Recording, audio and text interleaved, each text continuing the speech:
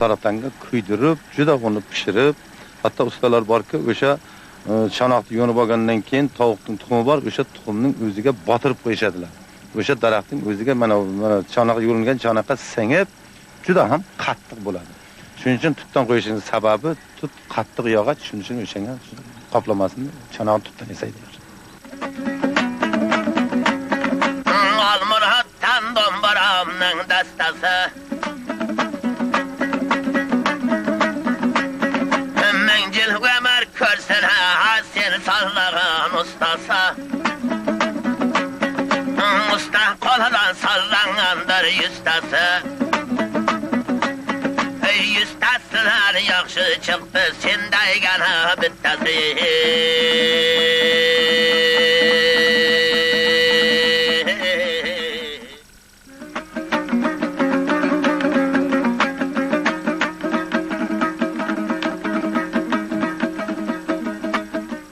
Dombura yasaladigan yog'och bir necha yillar, bir necha oyda balchiqqa tashlab qo'yilar ekan.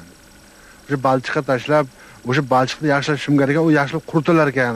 Va shundan so'nggina usta uni qo'liga olar ekan degan gaplar ham yuradi.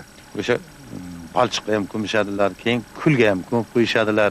O'ziga hammadan qurib, soz bo'lgandan keyin o'sha usta qo'liga olib turib, keyin ishlab berib, dombura holatiga kelgan.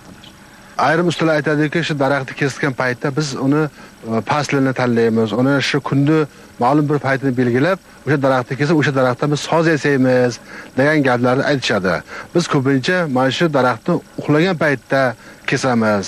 O'sha uxlagan paytda kesilgan daraxtdan soz yaxshi chiqadi. Agar uyg'oq daraxtdan soz kesilsa, u faqat yig'loq bir ohang beradi degan gaplarni ham eshitganmiz. Meni fikrimcha bu gapda jon bor-da, Normurat aka. Nimaga deganda, daraxt uyg'ongan paytda uni tanasida namlik bo'ladi. Namlik ko'p bo'ladi. Daraxt uxlagan paytda o'sha namlik qochgan davri bo'ladi.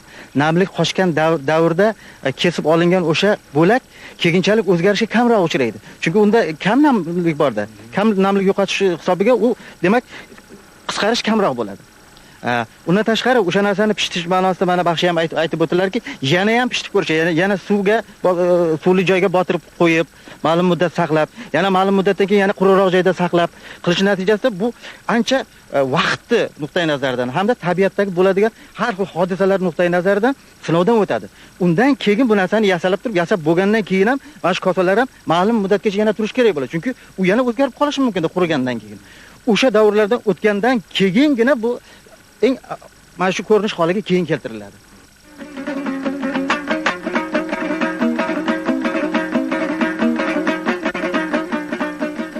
Termalarimiz bor, osmonda uchgan qarg'alar, yashimga yarashadi tog'ib yurgan sirg'alar.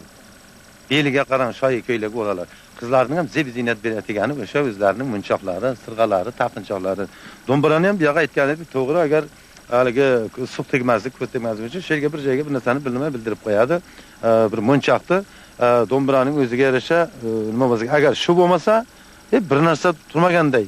Mana shu domburani eng chiroyli ko'rsatib turadigan uning shu boshidagi mana shu bizning Surxondaryo tilimizda aytganda, Boysun Qo'ng'irot tilida aytganda uni to'pagi.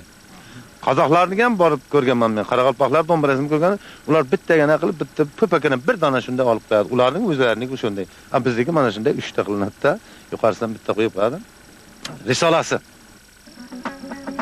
Sen yetken yüreğe kança dastan yaylagan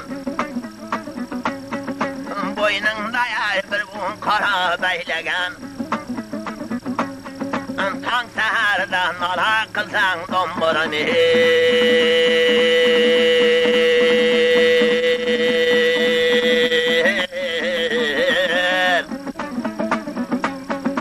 Senin nalana kuşlar gözün teylegan